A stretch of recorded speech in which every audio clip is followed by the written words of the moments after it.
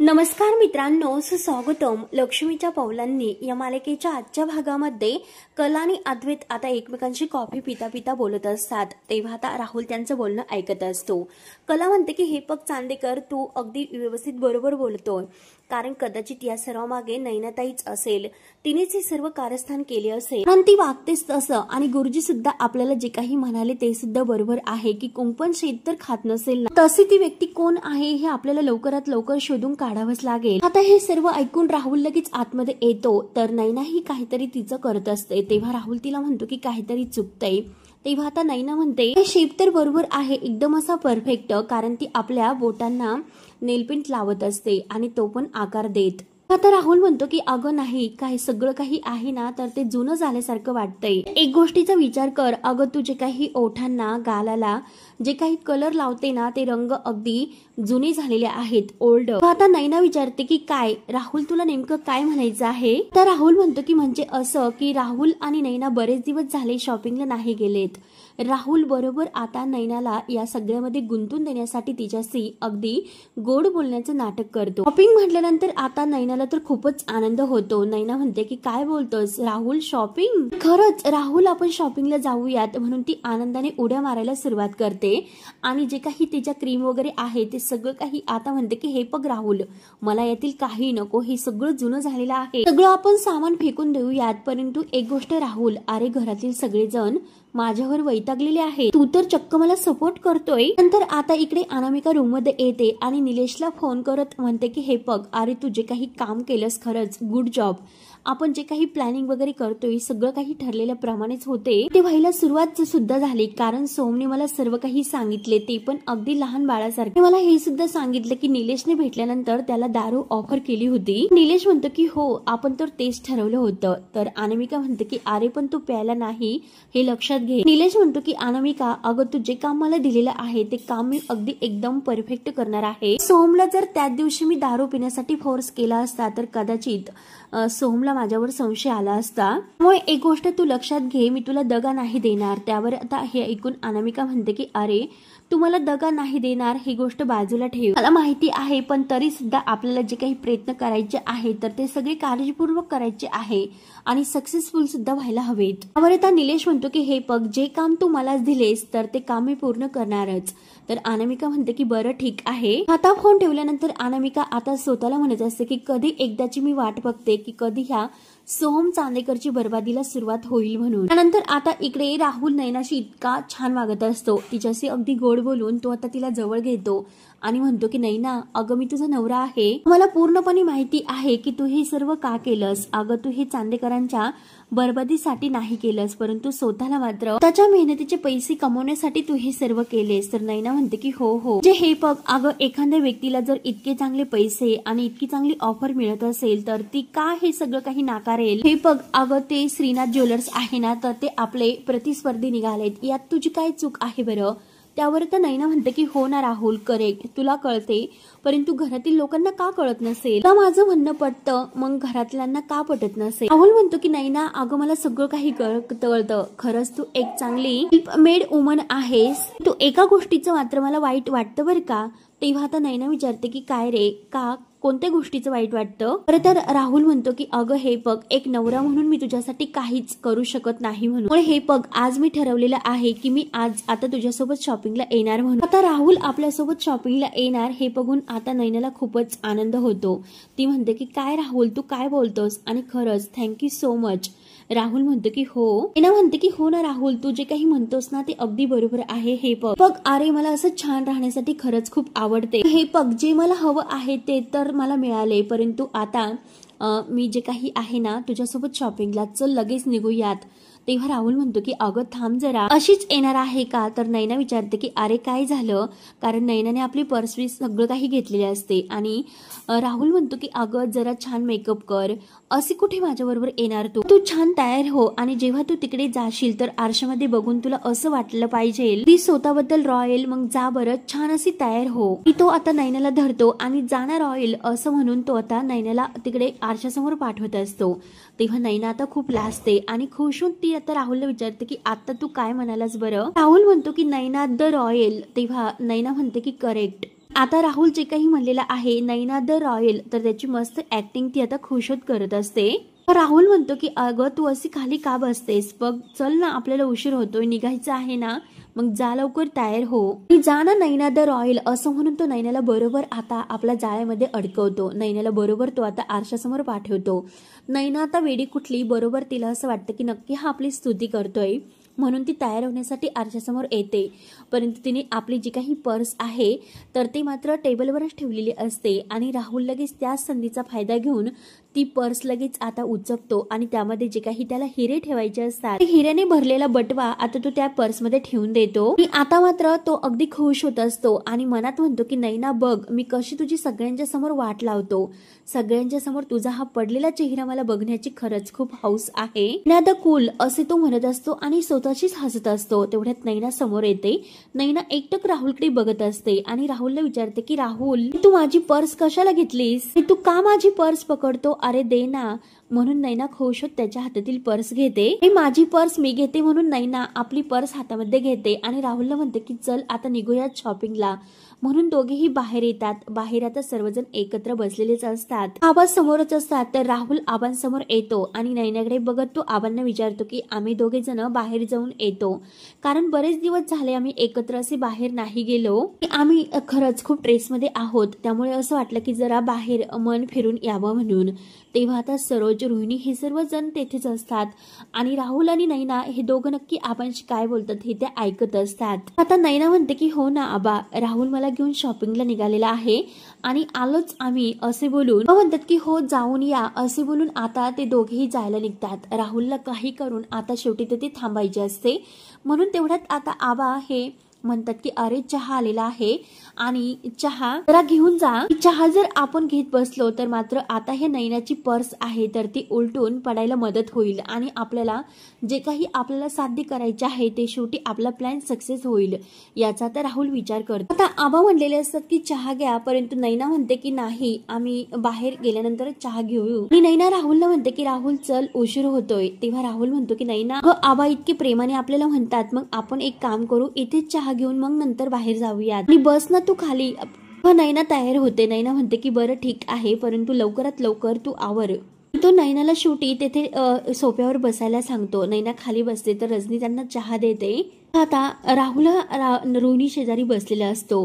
त्यानंतर मात्र आता सगळेजण चहा घेतात. तर आबा म्हणतात की वा खरंच कला खूप असा फक्कड चहा झालेला आहे ग. आता आबा खुश होऊन अनामिकेला सांगतात की हे बघ तू सुद्धा सासू आणि तुझ्या जावेकडून हे सर्व शिकून घे. परत अनामिका म्हणते की हो आबा चालेल. आणि अनामिका आता आबांसमोर अगदी खुश असण्याचं नाटक करते, कारण तिच्या मनामध्ये काही भलतेच असते. तर अनामिकाला खुश बघून सोम तिच्याकडे बघून हसतो. आता सगळेजण आपापल्या गप्पामध्ये रंगलेले असतात, परंतु रोहिणी मात्र राहुलला म्हणते की काय राहुल, अरे बायकोवरचं प्रेम जरा जास्तच उतू चाललेलं आहे. तेव्हा आता राहुल म्हणतो की मम्मा अगं तुला माहिती आहे ना, एक गोष्ट लक्षात घे, मी हिच्या सोबत सुद्धा असंच काहीतरी करणार आहेस. काही मी स्वतः केले ते सगळे आरोप आता नैनावर यायला हवे, यासाठी मी हे सर्व करते. तेव्हा आता रोहिणी हे सर्व ऐकून राहुलला विचारते की राहुल हे पण नक्की काय करतोस तू, कशाबद्दल बोलतोस. आता राहुल म्हणतो की अगं मम्मा तू टेन्शन घेऊ नकोस, तुला लवकरच सगळं काही कळेल आणि हे बघ तुला तर त्यात जास्त मज्जा येणार आहे.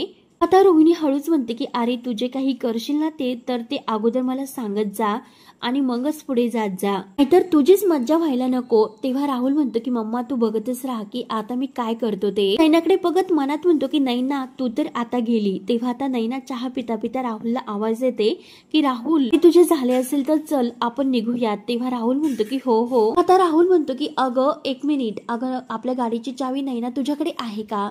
तेव्हा नैना म्हणते की अरे नाही. तेव्हा राहुल म्हणतो की एक मिनिट तू बस, मी आपल्या गाडीची चावी शोधून येतो. बहुतेक थांब, अगं मी पर्समध्येच ठेवलेली आहे तुझ्या, कारण मला आठवते.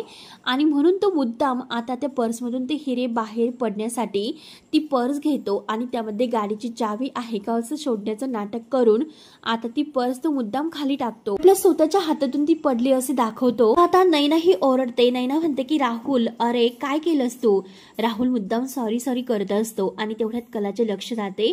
कला लगेच आता नैनाला आवाज देते की ताई तू चहा घे, मी उचलते, असे बोलून कला ही किचन मधून धावतच येते. मात्र आता राहुल मुद्दाम त्याने खाली टाकलेले असते आणि कला आता जे काही सामान उचलत असते तर त्यात तिला तो बटवा सापडतो, त्यात हिरे असतात। तेव्हा लगेच आता अद्वैत सुद्धा तेथे मोबाईल मध्ये बघत येतच असतो। कला आता बारकाईने ते बटव्याकडे बघत असते। आता नैना ही चहा घेत असते आणि नैना चहा घेत असताना मात्र आता नैना लगेच पुढे येते आणि नैना म्हणते की अगं बघून दे ना काय आहे माझ्या पर्समध्ये, माझ्या पर्समध्ये निघले ना ते, मग तो बटवा कशाचा आहे हे मला बघून दे। तेव्हा आता सर्वजण नैना आणि कला या दोघींकडे बघत असतात। कला काही द्यायला तयार नसते। कला म्हणते की थांब मला बघून दे, तर नैना तिच्यावरच ओरडते। नैना म्हणते की तू वेडी आहेस का, दे ना इकडे माझ्या हातामध्ये, नक्की काय आहे ते मला बघून दे। सुद्धा कला काही नैनाच्या हातामध्ये तो बटवा देत नाही आणि ती आता उचलते आणि त्यामध्ये काय आहे हे बघत असते। तर राहुलचं बारकाईने लक्ष असते। राहुलला आता हेच कारस्थान सगळ्यांच्या समोर आणायचे असते, म्हणून त्याला स्वतः वाचून आता हे सगळे जे काही नैनाने केलेले आहे असे सगळ्यांसमोर दाखवायचे आहे। आता कला सगळ्यांच्या समोर तो बटवा अगदी उचकते, त्यामध्ये जे काही हिरे आहे तर ते हिरे आपल्या ओंजळीत सगळ्यांच्या समोर टाकत असते। आता हिरे म्हटल्यानंतर सर्वांच्या पायाखालची जमीन सरकते। आता बघतच असते की तिच्या पर्समध्ये ही हिरे आले कुठून तिला सुद्धा माहिती नसतात। ती सुद्धा आता बघतच असते। कला रागाने आता ते हिरे आपल्या ओंजळीत घेते आणि नैनाला दाखवत असते। कला आता नैनाला विचारते की नैनाताई हे काय आहे। तेव्हा लगेच आबा म्हणतात की हिरे, हिरे कुठून आले। त्या सगळ्यांच्या समोर कला विचारते की नैनाताई हे हिरे तुझ्याकडे आले कसे। सर्वजण उठून उभे राहतात आणि नैनाला या गोष्टीचा जाब विचारतात की नैनाकडे हे हिरे आलेच कसे असतील। आबा म्हणतात की हिरे आणि नैना ही हिरे तुझ्याकडे आलेच कुठून। आता नैनाला सुद्धा काही कळत नाही, कारण राहुलने ते हिरे तिच्या पर्समध्ये ठेवलेले असतात। नैनाला आता काय उत्तर द्यावं आणि काही नाही हे काही सुचत नसतं। आता सरोज सुद्धा नैनावर ओरडते की नैना आबा काय विचारतात त्याचं उत्तर दे। नैनाच्या तोंडातून शब्द निघत नसतो, नक्की हिरे आलेच कुठून। तेव्हा राहुल आता इतका खुश होत असतो, कारण जे काही स्वतः त्याने केले तर ते सगळं नैनावर येत असते। तेव्हा आता राहुल आता अगदी खुश होत नैनाकडे बघत असतो आणि नैनाची अगदी बत्ती गुल होते। ती फक्त बघत असते आणि उभी असते। त्यानंतर मात्र अद्वैत कलाच्या हातातील एक हिरा आपल्या हातामध्ये घेतो आणि तो हिरा अगदी डोकावून बघत असतो। बारकाईने तो हिरा चेक करतो। अद्वैतला ते हिरे ओळखतात। अद्वैत म्हणतो की हे तेच हिरे आहेत, ती आपल्या पिढीतील हे हिरे आहे म्हटल्यानंतर आता कला तर धक्क्याने नैनाकडे बघत असते आणि नैनाची तर बत्ती पूर्णपणे गुल झालेली असते। सर्वजण आता संशयाने नैनाकडे बघू लागतात, कारण नैनाकडे हे हिरे आलेच कुठून याचा सगळेजण विचार करतात। पण मात्र नैनाचा आता इतका भलताच राग येतो, नक्की नैनाच आता श्रीनाथ ज्वेलर्सवाल्यांना मदत करत आहे हे आता सगळ्यांच्या लक्षात येते आणि सगळेजण आता नैनावर अगदी आरोप म्हणून करतात। अद्वैत सर्वांच्या समोर सांगतो की हा बटवा जो काही आहे तर तो चांदेकर ज्वेलर्सचाच आहे। आता कलाही नैनाला विचारते की तुला ही सर्वजण काय विचारतात, तुझं लक्ष नाही का। सगळेजण जे काही विचारतात त्या प्रश्नांची उत्तरं दे। नैना फक्त बघूनच उभी असते, कारण तिला काहीही माहिती नाही की आपल्या पर्समध्ये हिरे आलेच कुठून। ती सारखी तोच विचार करत असते की नक्की हिरे आलेत कुठून। शांत असते। रोहिणी आणि राहुल मात्र अगदी गालातल्या गालात हसत असतात। तेव्हा सरोज म्हणते की नैना हे बघ, तू यावर काही उत्तर देत नाही, हिरे आलेत कुठून, मग नक्की याचं कारण काय समजायचं आम्ही, नक्की तुझ्याकडे ही हिरे आहेत कुठून। याचा अर्थ असा होतो तू उत्तर देत नाही की नक्की तू हिरे चोरी केलीस। नैना म्हणते की हे बघा मी कशाला ते हिरे चोरू आणि मला हेच माहिती नाही की माझ्या पर्समध्ये। आता सर्वजण मात्र नैनाकडे बघत असतात एक संशयित म्हणून। सर्वांना आता नैनाचा संशय येतो। तेव्हा आता नैना म्हणते की एक मिनिट, तुम्ही सगळेजण माझ्याकडे असं संशयित म्हणून का बघतात। आता कला म्हणते की अगं बघतात म्हणून तोंड वर करून का विचारते, अगं सगळ्यांना धक्का बसलेला आहे। ताई विचार केलास का, जे हिरे चोरीला गेले होते तर ते तुझ्या पर्समध्ये सापडलेत। नैना पूर्णपणे घाबरून जाते, तिच्या तोंडातून शब्द निघत नसतो।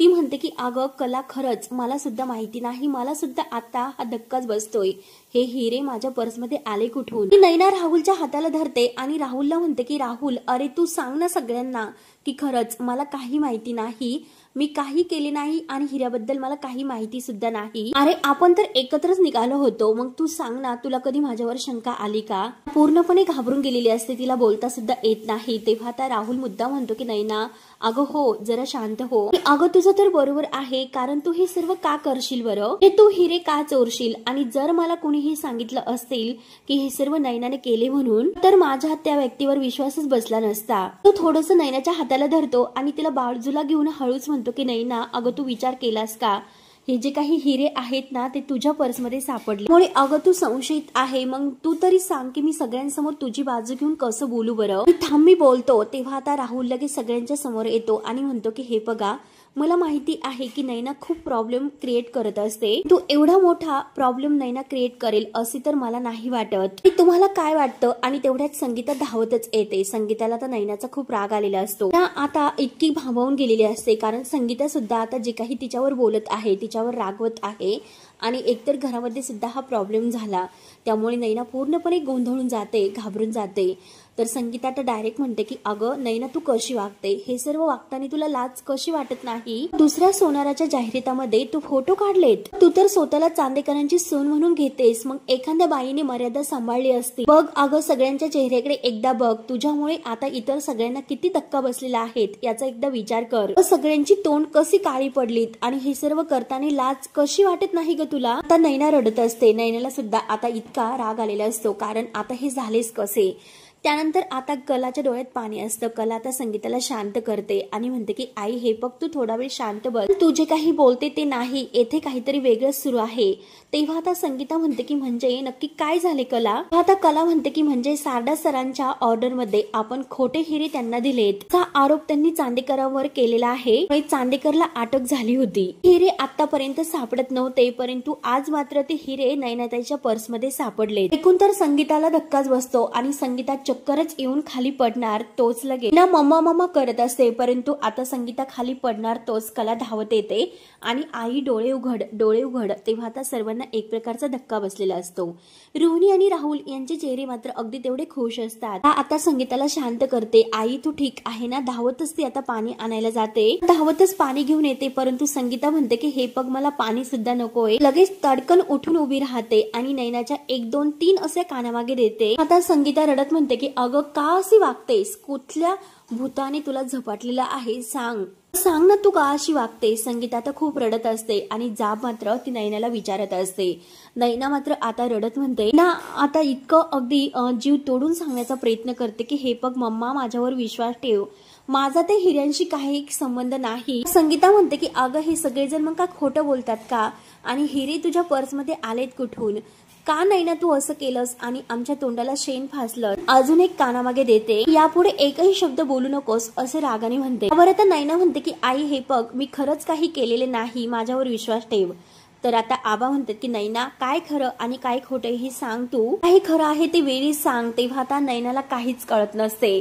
संगीता तिच्यावर ओरडत असते की संगीता म्हणते की हे बघ अगं बोल, आता तरी थोबाड उचक. तू तर चांदेकरांची सून म्हणून अगदी मिरवतेस आणि ह्या देव माणसावर अगदी चोरीचा आळ घालून त्याला त्यामध्ये अडकवलंस आणि आता स्वतः तू चोरी केलीस. ही सर्व इतकी मोठी चोरी करताना लाज कशी वाटली नाही ग तुला. आता सरोज म्हणते की तुम्हीच काय आहे ते तिला विचारा, कारण इतकं सगळं होऊन सुद्धा तुमची मुलगी गुन्हे कबूल करत नाही. आता नैना म्हणते की सरोज मॅडम अहो बास करा, मी काय कबूल करू, मी खरंच काही केलेले नाही, मग कसेही गुन्हे कबूल करू. आता कलाला डाऊट येतो. कला म्हणते की नक्की नैनाताई खरं बोलते, कारण तिच्या चेहऱ्यावर जे काही हावभाव दिसतात त्यावरून असं वाटतं की नैनाताई काहीतरी खरं सांगते की तिने हे सर्व नाही केलेले म्हणून. तर आता अद्वैत म्हणतो की काय कबूल करू, म्हणजे इतक्या दिवसापासून चांदेकरांची जी काही बदनामी होते त्याचं काय. यामध्ये वेगवेगळ्या गोष्टी घडतात आणि आज मात्र झाले तर काय, हे हिऱ्यांचं प्रकरण समोर आले तरी सुद्धा तुला याबद्दल काहीच कसं वाटत नाही बरं. सगळं होऊन सुद्धा तुला आम्ही जाब विचारायचा नाही का, मग तूच सांग की आम्ही काय करावं ते. हे बघ नैना, किती काही झाले तरी सुद्धा तुला उत्तर द्यावीच लागेल, कारण तू एक खूप मोठा गुन्हा केलेला आहे. मात्र राहुल इतका मनात खुश होत असतो आणि ह्या बदल्यातील हिऱ्यांनी तर मला खूप काही दिलेले आहे. तर हे सर्व करता करता मी इतका दमलो. सुरुवातीला जेव्हा मी हे खरे हिरे चोरले आणि त्या जागी खोटे हिरे ठेवले, नंतर त्या जागी पुन्हा खोटे हिरे काढून खरे हिरे त्या जागी ठेवले, नंतर परत इतकं सगळं होऊन सुद्धा खरे हिरे मी स्वतःकडे घेतलेत. शेवटी मी ते हिरे नैनाच्या पर्समध्ये टाकलेत. पुन्हा हे जे काही केलेले आहे तर ते सर्व त्याला आठवून त्याला मात्र हसू येत असते आणि हे सर्व करता करता तर खरंच मी पूर्णपणे थकून गेलो असं तो आता स्वतःला सांगत असतो. इतके कष्ट केले आणि त्या सगळं कष्टाचं जे काही नियतीचं फळ आहे शेवटी ते मला मिळणारच आहे म्हणून राहुल इतका खुश होत असतो. त्यावर आता सरोज ही सगळ्यांच्या समोर म्हणते की मला माहिती नाही परंतु खरंच मला आता पूर्ण संशय आहे की या सगळ्या मागची खरी सूत्रधार नैना तूच आहे. त्यामुळे तू असं मान्य नाही करणार मी पोलिसांनाच बोलावून घेते.